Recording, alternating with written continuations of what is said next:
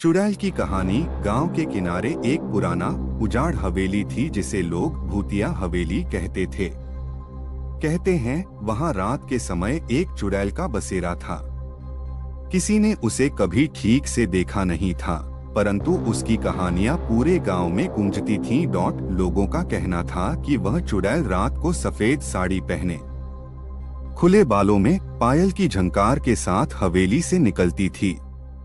उसकी आंखें जलती हुई अंगारे जैसी थीं और पैर उल्टे। उसकी मंशा सिर्फ एक थी, गांव के भोले भाले इंसानों को फंसाना। एक दिन गांव का एक बहादुर युवक अर्जुन इन कहानियों की सच्चाई जानने की ठान बैठा। उसने तय किया कि वह रात को उस हवेली में जाएगा और चुड़ैल का रहस्य उजागर करेगा। गांव वालों ने उसे समझाने की कोशिश की, पर उसने किसी की न सुनी। उस रात चांदनी अपनी चरम पर थी। अर्जुन हाथ में मशाल लिए हवेली पहुंचा।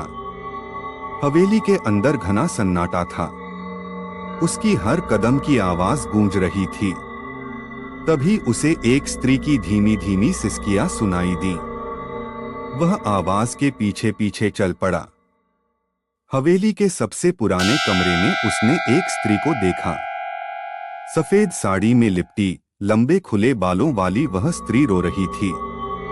अर्जुन ने साहस जुटाकर पूछा, तुम कौन हो? यहाँ क्यों हो? स्त्री ने सिर उठाया।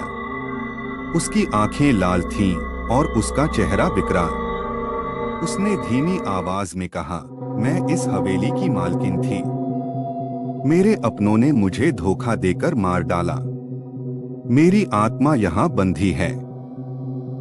जो भी मेरी मदद करने आता है वही मेरा शिकार बन जाता है।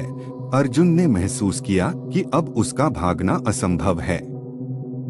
चुड़ैल ने जोर से हंसते हुए कहा, तुमने यहाँ आने की हिम्मत की, अब तुम्हें इसका फल भुगतना होगा। लेकिन अर्जुन ने हिम्मत नहीं हारी।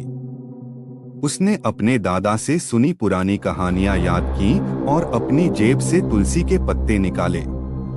उसने उन पत्तों को चुड़ैल की ओर फेंक दिया। तुलसी का प्रभाव पड़ते ही चुड़ैल जोर से चिल्लाई और गायब हो गई। अगले दिन अर्जुन ने गांव वालों को सब बताया। उस दिन के बाद किसी ने उस हवेली में चुड़ैल को नहीं देखा, परंतु लोग आज भी उस हवेली के पास रात को जाने से डरते हैं। कहते हैं चुड़ैल की आत्मा हमेशा के लिए तो मुक्त नहीं हुई, लेकिन अर्जुन ने उसे लंबे समय के लिए कैद कर दिया। सीख, अंधविश्वास से डरना नहीं चाहिए, बल्कि साहस और बुद्धिमानी से उसका सामना कर